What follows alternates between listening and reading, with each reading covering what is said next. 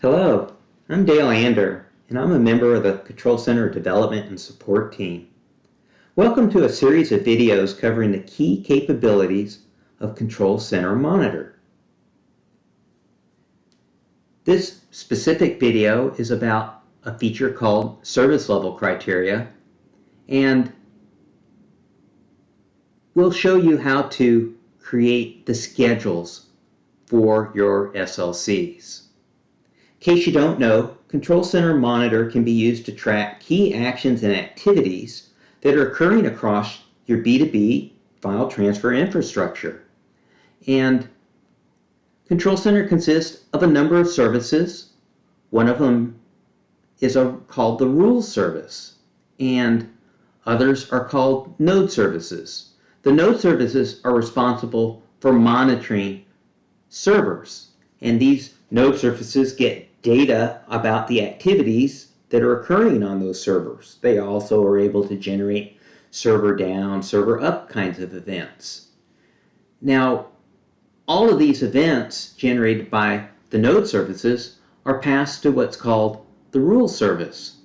And if you've written rules, and I'll tell you more about that in another video, if you've written rules, these rules have what's called match criteria, and if any of your rules match some of these events, then an action can be taken. Maybe a server down event occurs and you have a server down rule. You can have an action that says generate a Sev1 alert and email me to let me know that something has gone wrong.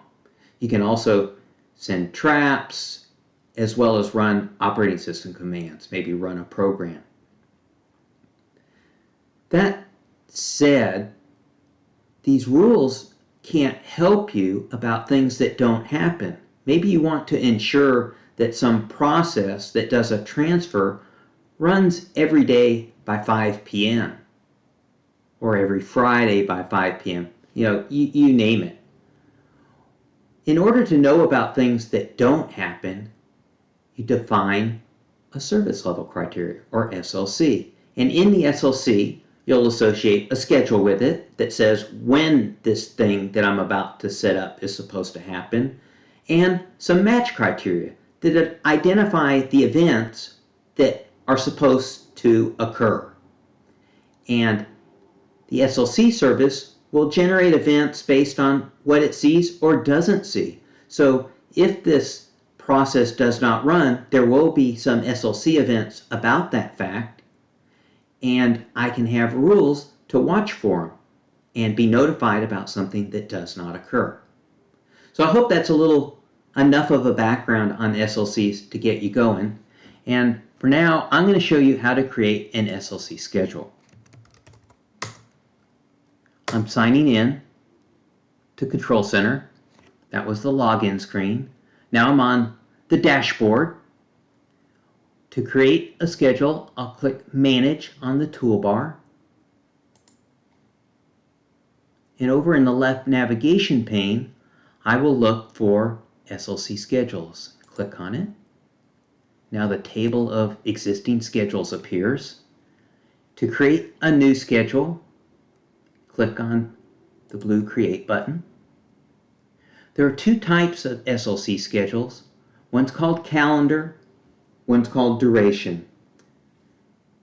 Calendar schedules have a calendar associated with them to tell what days they're active, as well as some time ranges. You can have a start range time set of times and an end range set of times. I'm going to tell you right now, you'll probably only use the end range because most people are interested only when something ends. Doesn't matter how early it starts, if it doesn't end by a certain time, you need to know. So that's what we're going to do here. We're going to create a calendar schedule.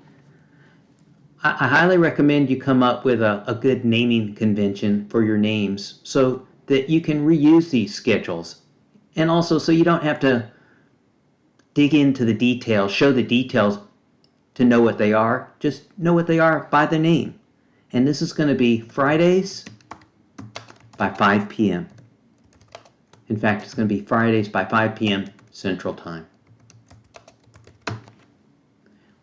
That's more than descriptive. I don't need to give an optional 255 character description. I do want to make sure that my schedule is enabled. I'll click Next.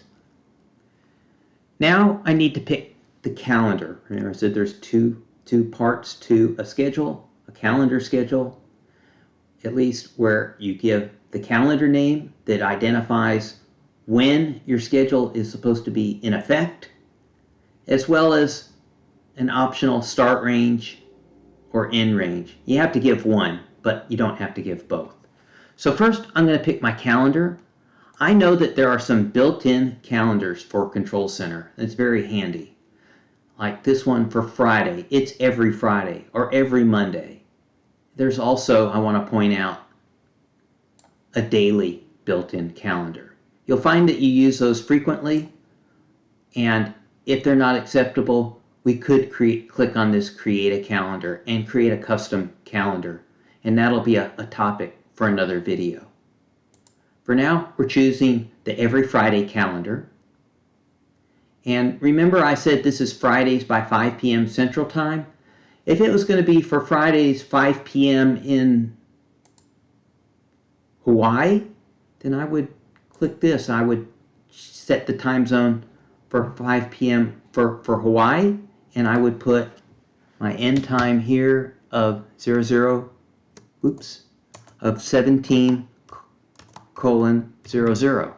But this is supposed to be for Central Time, and that is UTC -5 at the moment. But this is very handy because I don't have to figure out, if I'm in Central Time, what would 5 p.m. be in Hawaii? This always defaults to your preferred time zone, which is by default the time zone that your Control Center server is running in.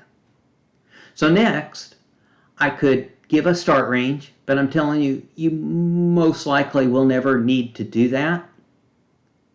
And know that this next pull down has to do with, does my end range occur on the same day as my start range, or maybe up to 6 days later?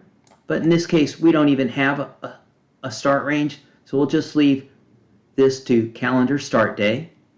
And I've already got my end time. I know it has to end by 5 p.m., but Control Center needs to know how early should it start looking for whatever is associated with this schedule to end. And so I'm going to say, don't start looking for the end before noon, because I know that what is supposed to be watched for will never ever end before noon. Typically it runs between 4 and 5 p.m. So now I'm going to click Next.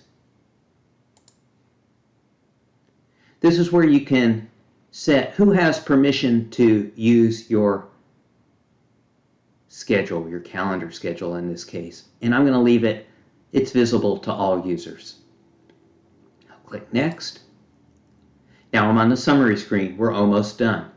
I've got my name, Fridays by 5 p.m. Central Time. It's a calendar schedule. It's enabled, very important. It's using the Friday calendar. It's set to the times that it specifies are for Central Time. There is no start range, just like I wanted, but there is an end range, and it's between noon and 5 p.m. Scroll down and we see the visibility is public. I'll click Submit, and it's created. Now let me show you how to create what's called a duration schedule. So I click that Create button as I did before. Now I'm on the schedule type, and I'm going to go to the pull down.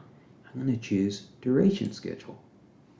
Once again, we want to give a good name. In the future, I'm going to create an SLC that ensures a couple of milestones don't take more than 15 minutes. So let's create a duration schedule for that. Duration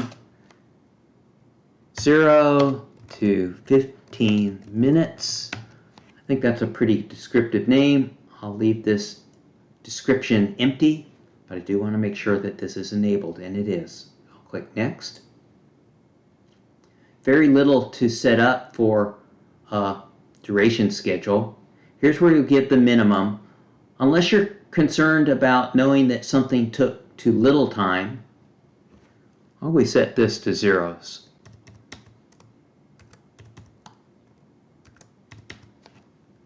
And here, my schedule name is 0 to 15 minutes, so I'm going to put in 000 hours, 15 minutes, and 00 seconds. I'll click Next. Once again, we'll leave this able to be used by all other Control Center users. I'll click Next. Now I'm on my summary. I've got my name, 0 to 15 minutes. It's a duration schedule, just what I wanted. It is enabled, very important. It's got a minimum duration of 0 and a max of 15 minutes. About the only time you'd set this to something other than 0 is if you care that something took too little time. Maybe you have a transfer and it's multiple gigabytes and you know it needs to take at least 5 minutes or something went wrong. In that case, go ahead and set up a minimum duration, and there will be events about your transfer taking too little time, and you could use those as an indication that something went wrong with that transfer because there's no way that that multi-gigabyte file would have taken that little.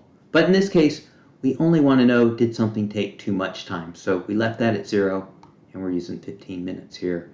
It's public, looks good. Let's create it. So now I've got my 2 new schedules, calendar and duration. So that's all for this video. I appreciate your attention. I hope you enjoyed it. There will be more, but that's all for now. Take care. Bye-bye.